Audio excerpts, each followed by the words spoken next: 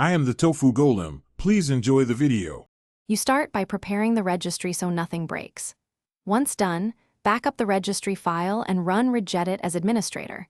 Make sure you accepted the UAC prompt. Next, go straight to hkey local machine /software /policies /Microsoft /Windows and create a new key named Windows Feeds if it doesn't exist. You're doing this because the taskbar newsfeed is controlled by policy keys. Changing them is the definitive method. Keep focus. Now you create the policy values that actually disable the feed. Once the key exists, make a 32-bit word called enable feeds and set it to 0. If an allow news and interests value is present, do the same. Make sure you use a 32-bit word even on 64-bit Windows.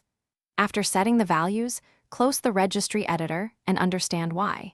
These keys tell Windows to stop loading the news widget at a system level, which is more reliable than per-user UI toggles. You're almost done. Finish by applying the change.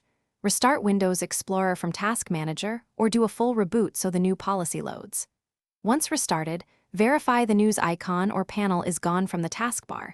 If you still see it, make sure the registry value saved correctly and that the key is under HKLM, not HKCU.